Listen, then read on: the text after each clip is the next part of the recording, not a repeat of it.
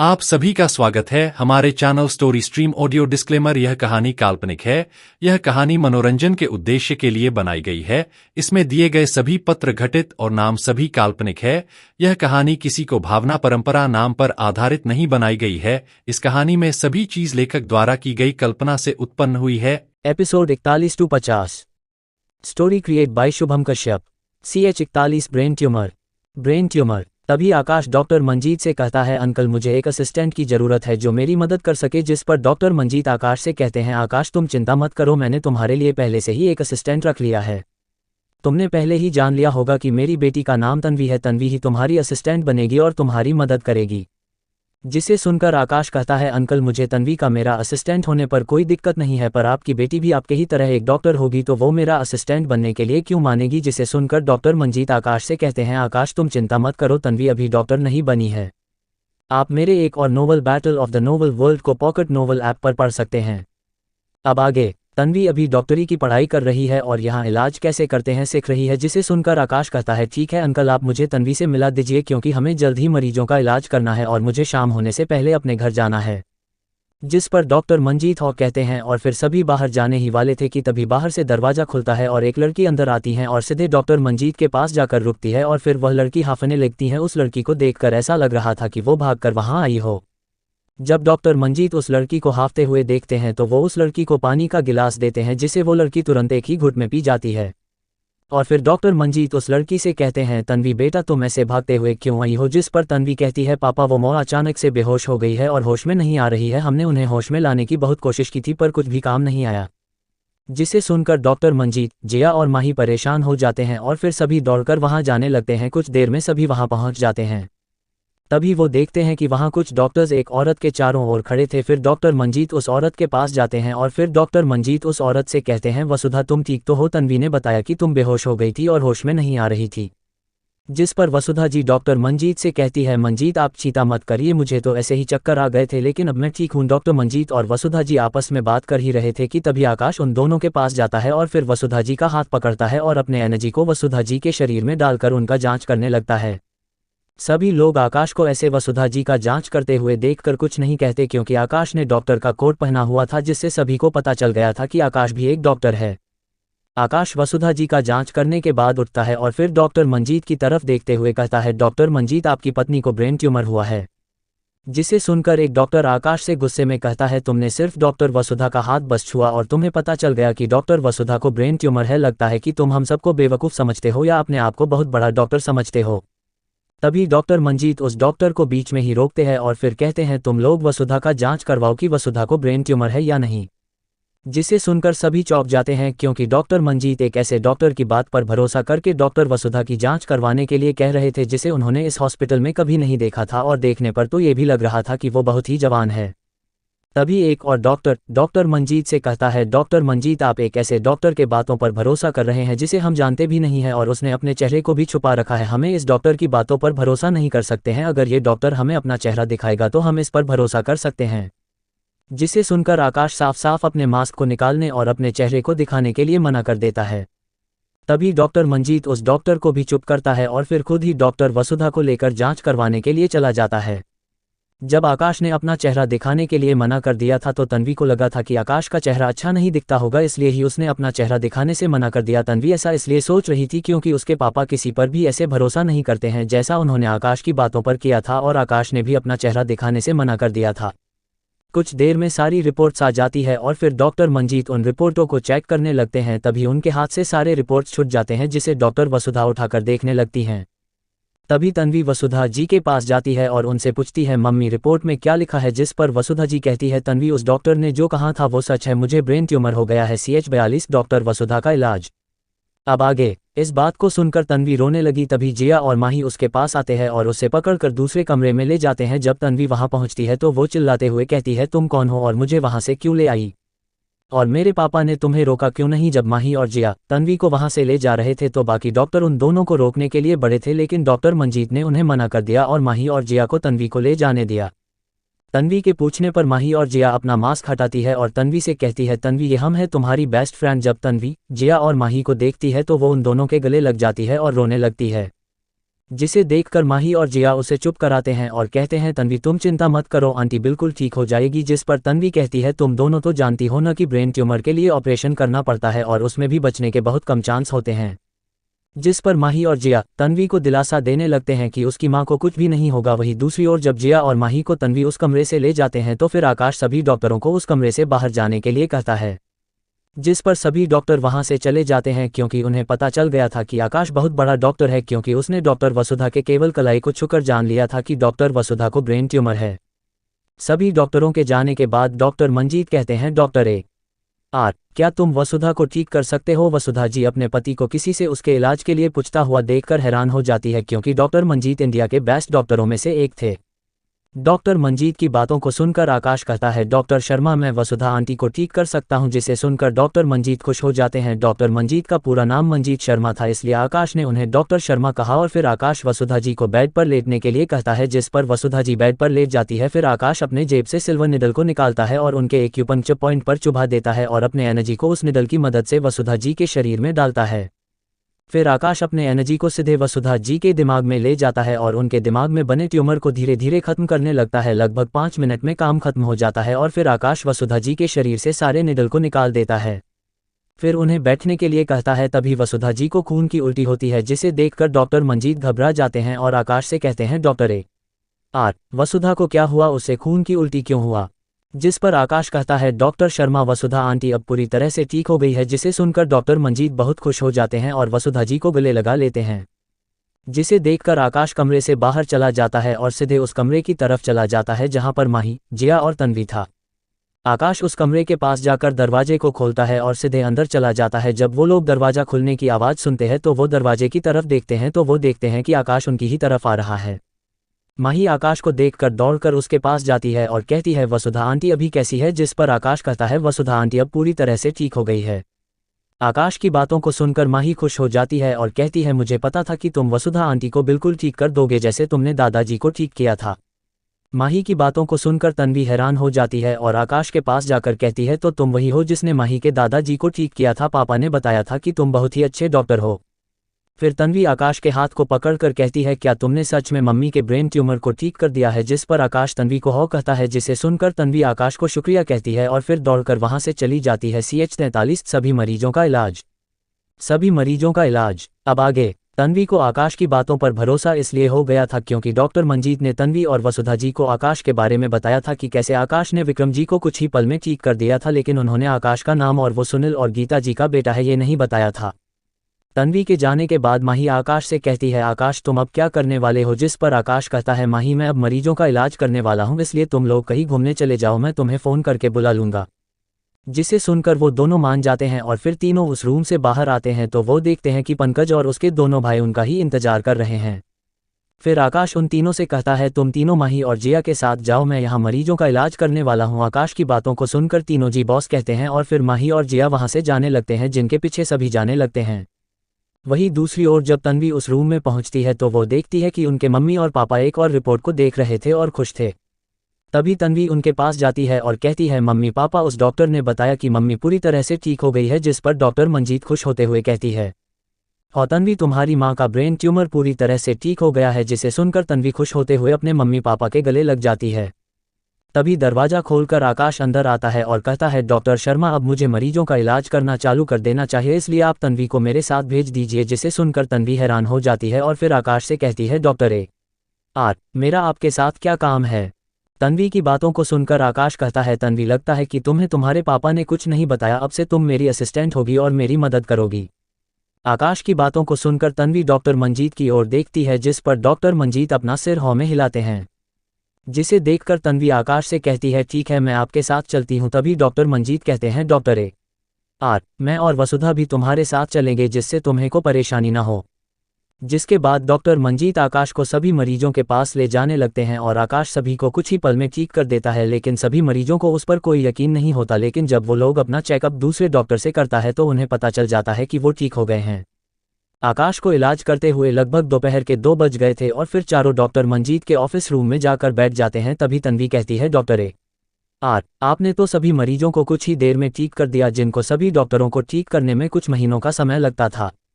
तभी दरवाजे को खोलकर जिया, माही और आकाश के नए बॉडीगार्ड्स आ जाते हैं। तन्वी जिया और माही को पहचान जाती है और भागकर उनके गले लग जाती है और कहती है, जिया और माही, मैं तुम दोनों को देखकर बहुत खुश हूँ। जिसे सुनकर जिया और माही मुस्कुरा देते हैं, लेकिन उनके मास्क के कारण उनकी मुस्कुराहट को कोई भी नहीं देख पाता। तभी दोनों अपना मास्क निकालती है। तभी वसुधा जी कहती है, जिया और माही, तुम दोनों तो पहले भी आई थी न, तो हमसे क्यों नहीं मिली? जिस पर माही कहती है, हम दोनों आकाश के साथ आए थे और कोई हमें आपसे उस वक्त मिलते हुए देख लेता तो वो सभी आकाश की असलियत के बारे में पता लगा सकता था। माही की बात को सुनकर तन्वी और वसुधा जी आकाश की तरफ देखने लगते हैं तो आकाश अपना मास्क निकालता है। जब तन्वी आकाश का चेहरा देखती है तो वो देखती ही रह जाती है। उसे आकाश पहले ही पसंद आ गया था जब उसने उसकी माँ और सभी मरीजों का इलाज कुछ ही समय में कर दिया था, लेकिन अब आकाश का चेहरा देखकर तन्वी आकाश को और भी ज़्यादा पसंद करने लगी थी। तभी वसुधा जी कहती है, तो तुम्हारा नाम आकाश है? वसुधा जी ने इतना ही कहा था तभी उनकी नज़र पंकज और उसके दोनों भाई पर पड़ती है, जिसे देखकर वसुधा जी चौंकती हुई कहती है, तुम तीनों यहाँ क्या कर रहे हो? तुम तीनों तो सुनील के बॉडीगार्ड हो। वसुधा जी ने इतना ही कहा था कि CH-44 आकाश को मिला नया मिशन। CH-44 आकाश को मिला नया मिशन, अब आगे। तभी डॉक्टर मंजीत कहते हैं, वसुधा, ये दोनों आकाश के बॉडीगार्ड है। जिसे सुनकर वसुधा जी हैरान हो जाती है और कहती है, लेकिन मंजीत, ये तीनों तो सुनील के बॉडीगार्ड थे ना? जिस पर डॉक्टर मंजीत कहते हैं, वसुधा हो, ये दोनों सुनील के बॉडीगार्ड थे, लेकिन सुनील ने इन तीनों को आकाश का बॉडीगार्ड बना दिया है। डॉक्टर मंजीत की बातों को सुनकर वसुधा जी कंफ्यूज हो जाती है और कहती है, मंजीत, मुझे समझ नहीं आया कि अगर ये तीनों बॉडीगार्ड सुनील के हैं तो उसने आकाश को क्यों दे दिया? वसुधा जी के पूछने पर डॉक्टर मंजीत कहते हैं, वसुधा, सुनील अपने बॉडीगार्ड को अपने बेटे को नहीं देगा तो किसे देगा? आकाश सुनील और गीता का बेटा है। डॉक्टर मंजीत की बातों को सुनकर तन्वी और वसुधा जी आकाश की ही तरफ देखने लगते हैं। आकाश उन दोनों की नज़रों को अपने ऊपर पाकर उन दोनों से कहता है, हाँ, मैं उन्हीं का बेटा हूँ और मेरा नाम आकाश सिंह है। आकाश की बातों को सुनकर वसुधा जी कहती है, गीता ने मुझे बताया था कि उसका बेटा मिल गया है, लेकिन मुझे लगा नहीं था कि तुम ही गीता और सुनील के बेटे होगे। हम लोग आज तुमसे मिलने तुम्हारे घर आ रहे थे, लेकिन तुम तो यही हमको मिल गए। जिस पर आकाश कहता है, आंटी, मेरे मॉम डैड को पता नहीं है कि मैं एक डॉक्टर हूँ, इसलिए आप उन्हें मत बताना, मैं उन्हें बाद में कभी बता दूंगा। जिसे सुनकर वसुधा जी कहती है, ठीक है आकाश, मैं गीता और सवाल को कुछ भी नहीं बताऊंगी, लेकिन तुम उन्हें जल्द ही बता देना। जिस पर आकाश हाँ कहता है। तभी आकाश के सिस्टम से नोटिफिकेशन आता है, डिंग, एक नया मिशन मिला है। मिशन, तन्वी को अब से मेडिकल स्किल सीखने के लिए मनाए। इनाम, आपका 2 लेवल तुरंत बढ़ जाएगा। पेनल्टी, आपका 2 लेवल कम हो जाएगा। इस नोटिफिकेशन को देखने के बाद आकाश तन्वी की तरफ देखता है और कहता है, तन्वी, क्या तुम मुझसे मेरा मेडिकल स्किल सिखोई? आकाश की बातों को सुनकर तन्वी तुरंत हाँ कह देती है, क्योंकि वो अब आकाश को पसंद करने लगी थी और उसने आकाश की मेडिकल स्किल देखी थी। आकाश को कोई भी मेडिकल स्किल में टक्कर नहीं दे सकता था। जब आकाश ने तन्वी को अपना मेडिकल स्किल सीखने के लिए तन्वी को पूछा तो डॉक्टर मंजीत और वसुधा जी खुश हो गए, क्योंकि वो जान गए थे कि अब उनकी बेटी दुनिया के बेस्ट डॉक्टरों में से एक बन जाएगी। जब तन्वी ने आकाश से मेडिकल स्किल सीखने के लिए हो कहा तभी सिस्टम से नोटिफिकेशन आई, ओपनिंग स्क्वायर ब्रैकेट, डिंग, आपने अपना मिशन कंप्लीट कर लिया है, इसलिए सिस्टम आपको इनाम दे रहा है। डिंग, आपका लेवल अब बढ़ रहा है। फाउंडेशन स्टेबलिस्ट के 7वां लेवल, फाउंडेशन स्टेबलिस्ट के 8वां लेवल। डिंग, अब आप फाउंडेशन स्टेबलिस्ट के 8वां लेवल में पहुंच गए हैं। तभी वसुधा जी कहती हैं, आकाश, तुम अभी क्या कर रहे हो? जिस पर आकाश कहता है, आंटी, मैं अभी मुंबई यूनिवर्सिटी में पढ़ाई कर रहा हूँ। जिसे सुनकर तन्वी हैरान हो जाती है और कहती है, आकाश, तुम अभी सिर्फ स्टूडेंट हो, लेकिन तुम्हारी मेडिकल स्किल तो बड़े बड़े डॉक्टरों से भी अच्छी है। जिस पर आकाश सिर्फ मुस्कुरा देता है और फिर आकाश डॉक्टर मंजीत और वसुधा जी की तरफ देखते हुए कहता है, अंकल आंटी, अब मैं चलता हूँ, हम लोग कल मिलेंगे। तभी तन्वी कहती है, आकाश, मैं भी तुम्हारे साथ चलूंगी, मैं बहुत दिनों बाद माही और जिया से मिली हूँ, इसलिए मैं कुछ वक्त उनके साथ रहना चाहती हूँ। जिस पर आकाश मान जाता है और फिर सभी बाहर चले जाते हैं। जब तन्वी आकाश की कार को देखती है तो कहती है, ये कार तो बहुत सुंदर है। जिया, ये कार तुम्हारी है क्या? तन्वी के पूछने पर माही कहती है, तन्वी, ये कार जिया की नहीं है, बल्कि ये कार तो आकाश की है। जिसे सुनकर तन्वी आकाश से कहती है, आकाश, ये कार तुमको क्या अंकल आंटी ने दी है? तन्वी की बात सुनकर आकाश कुछ जवाब दे पाता उससे पहले जिया करती है, तन्वी, ये कार आकाश को अंकल आंटी ने नहीं दी है, बल्कि ये कार तो आकाश ने खुद ली है। जिया के कहने पर तन्वी को समझ आ जाता है कि वो कार आकाश की है और वैसे भी आकाश बहुत बड़ा डॉक्टर है, वो पैसे आराम से कमा सकता था। जिसके बाद सभी कार में बैठकर एक होटल की ओर चले जाते हैं और वहां जाकर कार पार्क कर देते हैं और अंदर की ओर चले जाते हैं और एक खाली टेबल में बैठ जाते हैं और अपने लिए खाना ऑर्डर करते हैं। CH-45 आकाश ने की संजय की पिटाई। CH-45 अब आगे। कुछ देर में सभी का ऑर्डर किया हुआ खाना आ जाता है और फिर सभी खाना खाने लगते हैं। वही एक टेबल में एक लड़का और लड़की बैठे हुए थे और वो दोनों आकाश की टेबल की तरफ ही देख रहे थे। तभी वह लड़की कहती है, संजय, तुम उससे मेरा बदला लो ना। जिस पर वह लड़का कहता है, लैला, तुम चिंता मत करो, मैं उस लड़की से तुम्हारी बेइज्जती का बदला लूंगा। कुछ समय में सभी अपना खाना खा लेते हैं और फिर वहां से बाहर जाने के लिए ही थे कि तभी जिया के सामने कोई आ जाता है, जिससे जिया टकरा जाता है और फिर जिया गिरने ही वाली थी कि तभी आकाश उसे पकड़ लेता है और फिर जिया ठीक से खड़ी हो जाती है। और फिर जिया उस लड़के से कहती है, तुम अंधे हो क्या, मेरे सामने आ गए जिससे मैं गिरने ही वाली थी। लेकिन तभी वो लड़का जिया को कुछ बोलता है जिसे सुनकर जिया को गुस्सा आ जाता है और वो उस लड़के को थप्पड़ मार देती है। जब उस लड़के को थप्पड़ पड़ती है तो वो लड़का बहुत ही गुस्से में आ जाता है और कहता है, तुम 2 कौड़ी की लड़की, तुम्हारी हिम्मत कैसी हुई मुझे थप्पड़ मारने की, आज मैं तुझे अपने बिस्तर में नहीं ले गया तो मेरा नाम संजय चौधरी नहीं। इतना कहकर वो अपने बॉडीगार्ड्स को बुला लेता है। ये लड़का और कोई नहीं बल्कि वही था जिससे वो लड़की जिया से बदला लेने के लिए कह रही थी। तभी उन सभी के सामने 10 पहलवान जैसे हटे कट्टे लोग आ जाते हैं। उन सभी को देखकर पंकज, समीर और सत्यम आगे बढ़ने लगते हैं। तभी आकाश उन्हें रोक देता है और कहता है, तुम तीनों रुको, मैं इन सभी को सबक सिखाता हूँ। इतना कहकर आकाश आगे बढ़ता है और उन सभी को कुछ ही देर में जमीन में ढेर कर देता है और फिर उस लड़के को अच्छे से पिट देता है जिससे वो लड़का अच्छे से बोल भी नहीं पा रहा था। तभी एक लड़की भागकर आती है और उस लड़के को उठाती हुए कहती है, संजय तुम ठीक तो हो ना। ये लड़की और कोई नहीं लैला थी जिसने संजय को जिया से बदला लेने के लिए कहा था। उस लड़की को देखकर जिया कहती है, लैला तो ये तुम हो, लगता है तुमने ही स्कूल का बदला लेने के लिए इस लड़के को भेजा है। तभी तन्वी जिया से पूछती है, जिया ये लड़की कौन है, जिस पर जिया कहती है, ये लड़की लैला है जो मेरे स्कूल में पढ़ती थी। इसने मेरे बारे में झूठे अफवाहें फैलाई थी इसलिए मैंने इसकी पूरे स्कूल के सामने बेइज्जती कर दी थी। लगता है ये उसी का बदला लेने के लिए इस लड़के को भेजा था। जिया ने इतना ही कहा था कि बाहर से पुलिस आते हैं। जब वो अंदर आते हैं तो उस होटल का मैनेजर उनके पास जाता है और कहता है, मैंने ही आपको बुलाया है, वो लड़का मेरे होटल में आकर लड़ाई कर रहा है। इतना कहकर वो आकाश की तरफ इशारा करता है। तभी आकाश की तरफ एक पुलिस वाली आती है। वो पुलिस वाली बहुत ही खूबसूरत थी। वो आकाश के पास आकर कहती है, लड़के लगता है कि तुझे बहुत चर्बी चढ़ गई है, इसलिए ही तू यहाँ पर लड़ाई कर रहा है और इन सभी को बहुत ही बुरी तरह से मारा है। तभी आकाश उस पुलिस वाली के बैच पर नाम पढ़ता है और कहती है, CP वेदिका मेहता, मेरा इसमें कोई गलती नहीं है। इस लड़के ने मेरे फ्रेंड के साथ बदतमीजी कर रहा था और अपने बॉडीगार्ड्स को हमें पिटवाने के लिए बुलाया था। मैं तो सिर्फ अपना सेल्फ डिफेंस कर रहा था। तभी जिया, माही और तन्वी भी CP वेदिका मेहता से कहती है, आकाश की इसमें कोई गलती नहीं है, इन लोगों ने ही पहले लड़ाई शुरू की थी। तभी होटल का मैनेजर आता है और कहता है, नहीं मैम, इस लड़के ने ही पहले मिस्टर संजय चौधरी से लड़ाई शुरू की थी और जब उनके बॉडीगार्ड्स उन्हें बचाने आए थे तो उसने उन्हें भी पिट दिया। वो मैनेजर आकाश को इसलिए फंसा रहा था क्योंकि संजय चौधरी खानदान के लीडर का सबसे बड़ा पोता था और ये होटल चौधरी खानदान के अंदर आती हैं। उस मैनेजर की बात को सुनकर CP वेदिका दूसरे लोगों की तरफ देखती है तो सभी आकाश पर ही इल्ज़ाम लगा देते हैं कि उसने ही संजय को पहले पिटा था। उन लोगों ने ऐसा इसलिए किया था क्योंकि उनमें से बहुत से लोग बिजनेसमैन थे और उन्हें डर था कि चौधरी खानदान उनके कंपनी को बंद न करा दे। CH46 आकाश पुलिस स्टेशन में।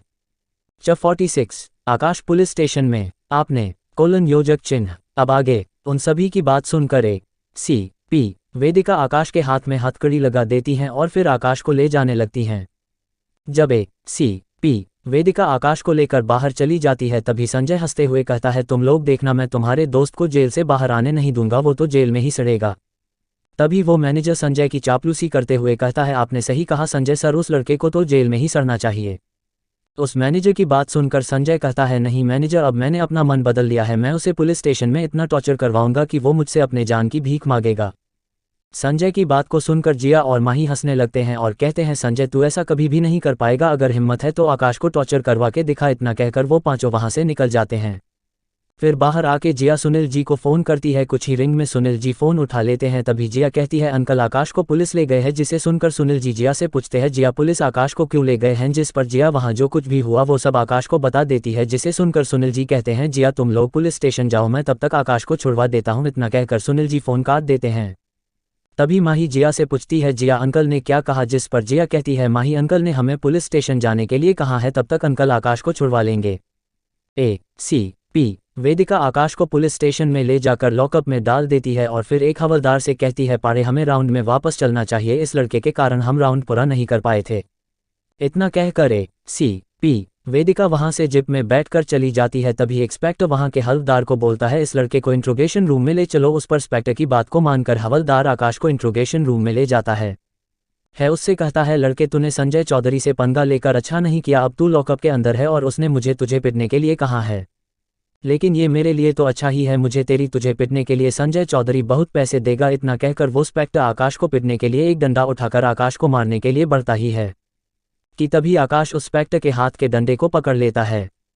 वहीं दूसरी ओर CP वेदिका राउंड में गई थी तभी उसके फ़ोन में कॉल आता है और फिर वेदिका फ़ोन उठाती है तभी दूसरी तरफ से आवाज़ आती है जिस पर ACP वेदिका कहती है हो कमीशन सर मैंने एक लड़के को अरेस्ट किया है पर क्या हुआ। वेदिका की बातों को सुनकर कमीशन सर कहते हैं CP वेदिका तुम नहीं जानती हो कि तुमने किसे अरेस्ट किया है, वो सुनील सिंह का बेटा है और उसे छुड़ाने के लिए मुझे CM सर ने खुद फ़ोन किया था।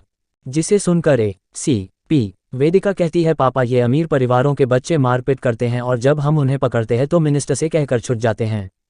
नोट कमीशन सर ACP वेदिका के पापा है। तभी कमीशन सर कहते हैं वेदिका तुमने ठीक कहा लेकिन क्या करें, हमें उनकी बातों को मारना ही पड़ेगा, अब तुम उस लड़के को जल्दी से छोड़ दो। जिसके बाद कमीशन सर फ़ोन काट देते हैं।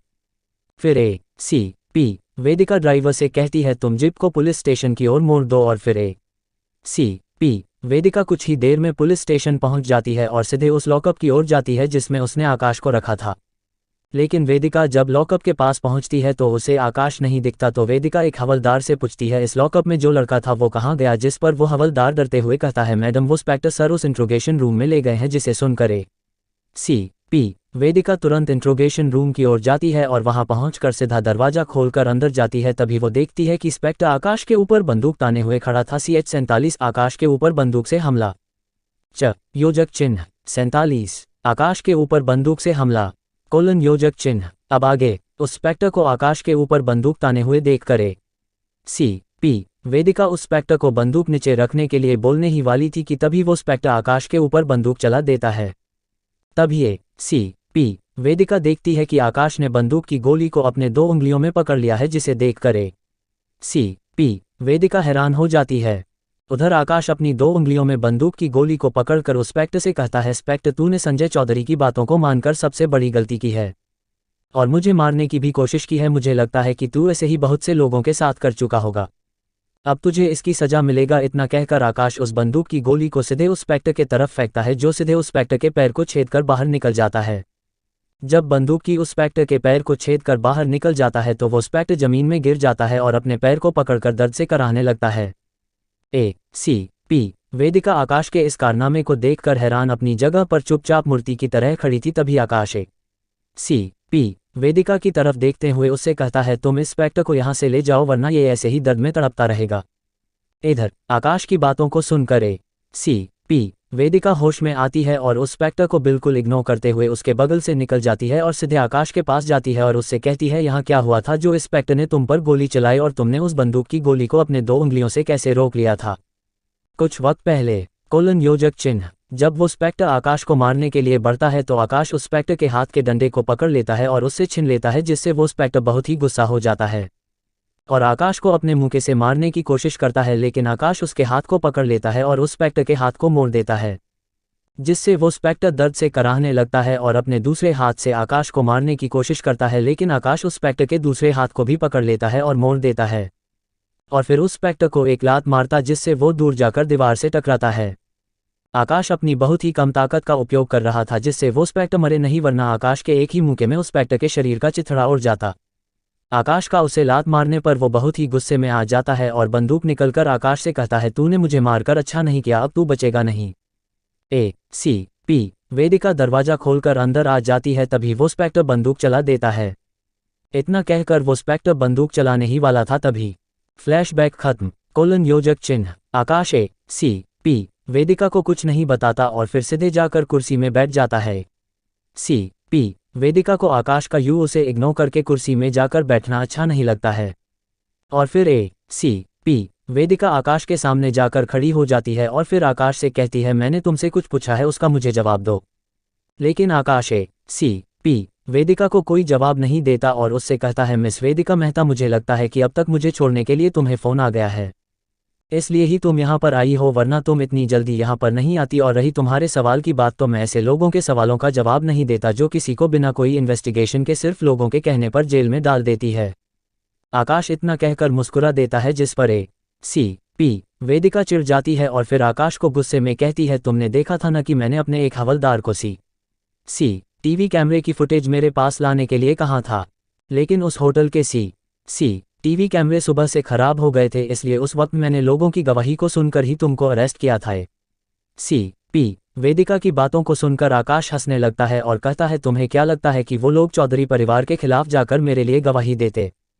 तभी सी.पी. वेदिका कहती है तुम भी तो सिंह परिवार से आते हो न, तो लोगों ने तुम्हारे लिए गवाही क्यों नहीं दी? तभी सी.पी. वेदिका को कुछ याद आता है और वो कहती है एक मिनट रुको, मिस्टर सुनील सिंह का बेटा तो बहुत पहले ही मर चुका था न, तो तुम उनके बेटे कैसे बने?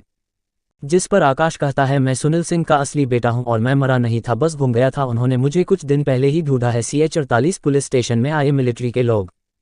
CH48 पुलिस स्टेशन में आए मिलिट्री के लोग। आपने अभी तक पढ़ा योजक चिन्ह। अब आगे आकाश की बातों को सुनकर सी.पी. वेदिका आकाश से कहती हैं अभी तुम्हें कुछ दिन हुए नहीं है कि तुम लोगों से मारपीट कर रहे हो और पकड़े जाने पर सीधा C.M. को कहकर छुट रहे हो। सी.पी. वेदिका की बातों को सुनकर आकाश उससे कहता है तुम्हें इससे कोई मतलब नहीं है, तुम मुझे जल्दी से छोड़ो। आकाश के इतना कहने पर सी.पी. वेदिका गुस्से में आ जाती है और फिर स्माइल करते हुए कहती है तुमने बहुत बड़ी गलती कर दी है।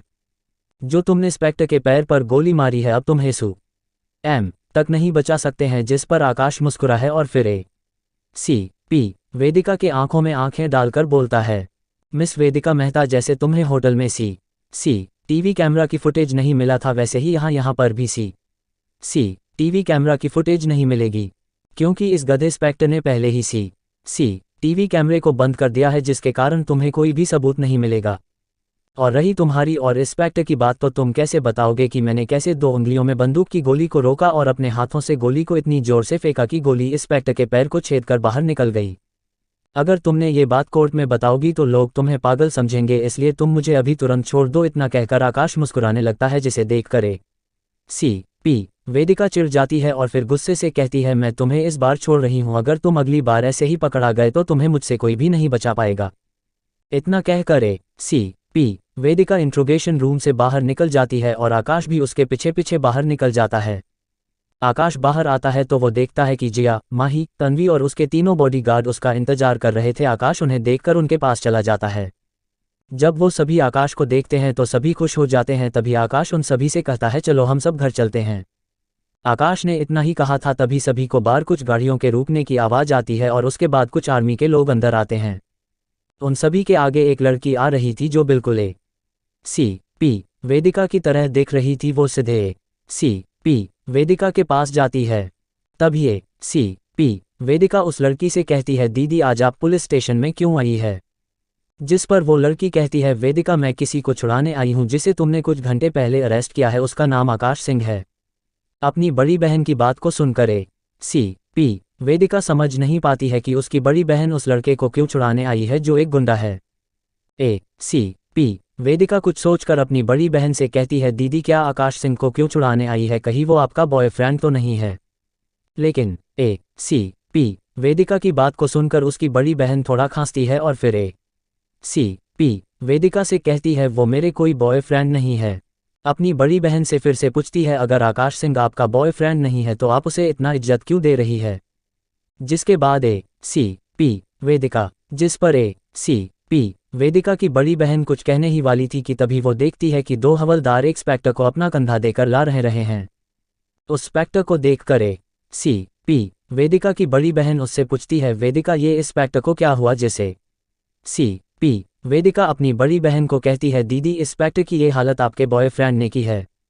जिसे सुनकर सी.पी. वेदिका की बड़ी बहन गुस्सा होते हुए उससे कहती है वेदिका मैंने बताया है न कि आकाश सिंह मेरे बॉयफ्रेंड नहीं है, वो तो मुझसे कितने साल के बड़े होंगे और तुम उन्हें मेरा बॉयफ्रेंड कह रही हो।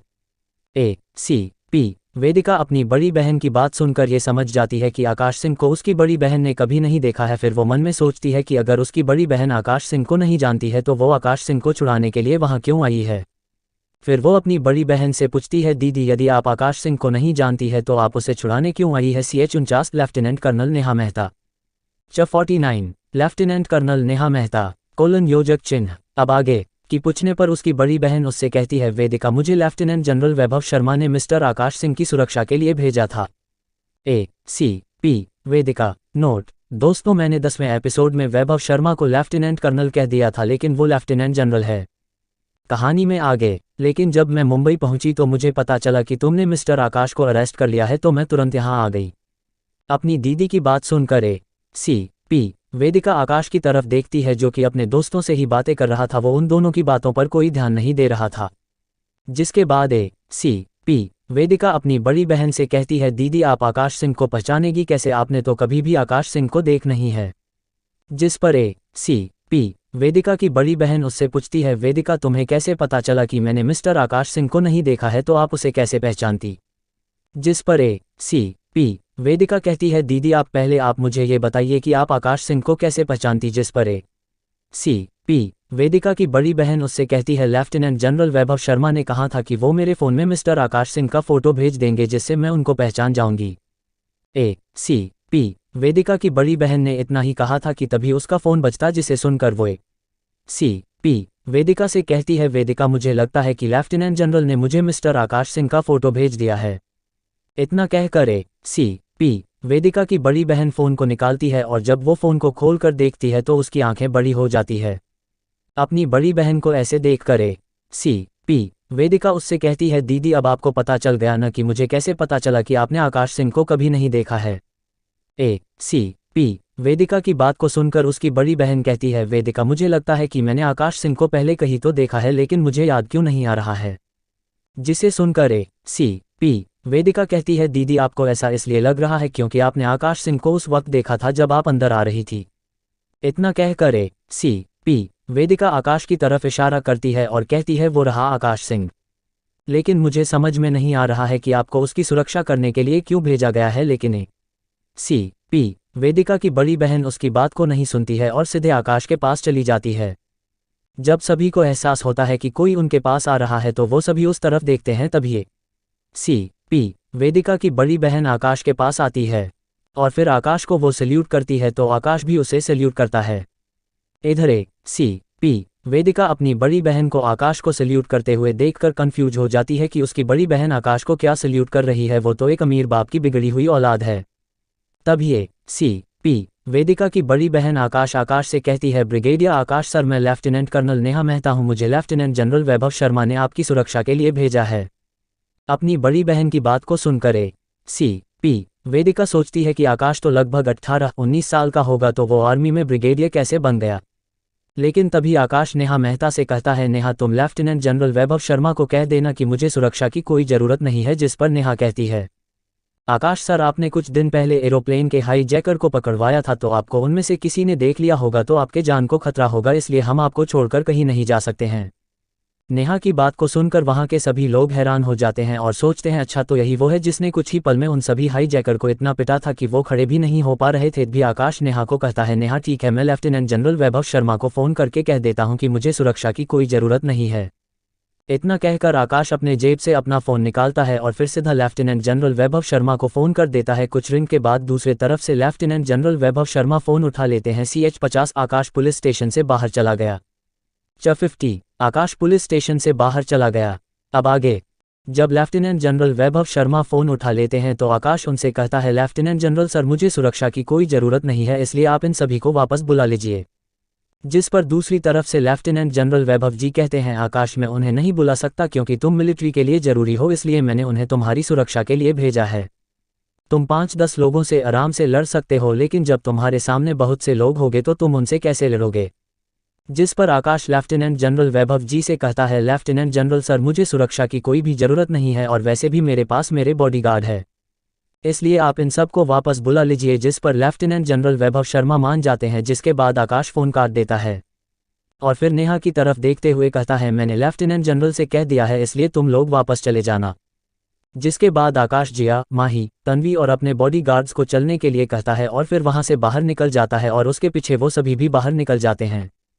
जब पंकज बाहर निकलता है तो वो आकाश से कहता है, बॉस आपने हमें उन लोगों से लड़ने क्यों नहीं दिया, अगर हम उन लोगों से लड़ते तो आपको पुलिस अरेस्ट करके पुलिस स्टेशन नहीं ले जाती। जिस पर आकाश कहता है, तुम लोग मेरे पीछे चलो, मैं वही तुमको इस सवाल का जवाब दूंगा। जिसके बाद आकाश अपने कार में बैठ जाता है और फिर आकाश के पीछे जिया, माही और तन्वी बैठ जाती है और फिर आकाश कार को चालू करके वहां से चला जाता है। आकाश के पीछे पंकज और उनके सभी बॉडीगार्ड भी कार चालू करके चले जाते हैं।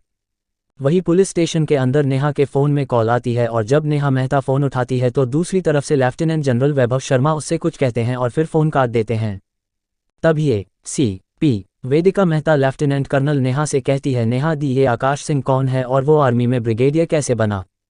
जिस पर नेहा कहती है वेदिका, मिस्टर आकाश सिंह को लेफ्टिनेंट जनरल वैभव शर्मा ने तब देखा था जब उन्होंने पलक झपकाते ही एरोप्लेन हाईजैक करने वाले लोगों को पलक झपकते ही मारकर उनकी हड्डी तक को तोड़ दिया और तुरंत अपने जगह पर वापस आ गए थे, जिससे उन्हें पता चला कि मिस्टर आकाश सिंह एक मार्शल आर्ट ग्रैंड मास्टर है। मिस्टर आकाश इतने तेज थे जिससे लेफ्टिनेंट जनरल वैभव शर्मा भी मिस्टर आकाश को नहीं देख पाए। फिर उन्होंने मिस्टर आकाश से बात की और उन्हें कोबरा कमांडो का इंस्ट्रक्टर बनने के लिए कहा और उन्हें ब्रिगेडियर बनाने की बात की, जिस पर मिस्टर आकाश मान गए। लेकिन बात इतने में ही खत्म होती जब मिलिट्री के बड़े ऑफिसरों को आकाश के बारे में पता चला तो उन्होंने डिस्कशन किया कि मिस्टर आकाश कोबरा कमांडो के साथ मिलिट्री के बहुत से टीम को ट्रेनिंग देंगे। लेकिन लेफ्टिनेंट जनरल वैभव शर्मा ने मिस्टर आकाश सिंह से इस बारे में अभी तक बात नहीं की है, इसलिए हमें नहीं पता है कि mister Akash Singh cobra commando के साथ दूसरे टीमों को ट्रेनिंग देने के लिए मानेंगे या नहीं।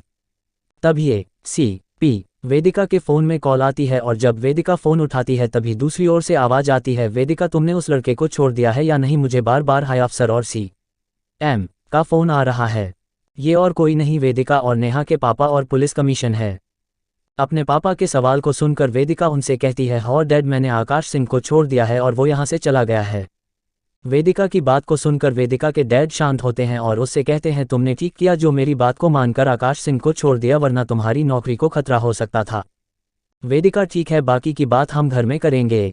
CP वेदिका अपने पापा को अपनी बड़ी बहन नेहा के बारे में बताने ही वाली थी कि तभी CP वेदिका के पापा फ़ोन काट देते हैं, जिस पर CP वेदिका कहती है, नेहा दी मैं डैड को आपके आने की बात बताने ही वाली थी लेकिन उन्होंने फ़ोन काट दिया, पर मैं अभी डैड को फ़ोन करती हूँ और आपके आने के बारे में बता देती हूँ। इतना कहकर CP वेदिका अपने पापा को फ़ोन लगाने के लिए फ़ोन उठाती ही है। आप मेरे एक और नोवेल तो आगे क्या होगा जानिए अगले एपिसोड में मेरे साथ। इस नोवेल को लाइक, सब्सक्राइब और शेयर करें। तो मिलते हैं अगले एपिसोड में। दोस्तों टेलीग्राम चैनल ज्वाइन कर लीजिए स्टोरी अपडेट के लिए। दोस्तों स्टोरी से रिलेटेड अपडेट्स जानने के लिए आप मेरे टेलीग्राम चैनल में ज्वाइन करें।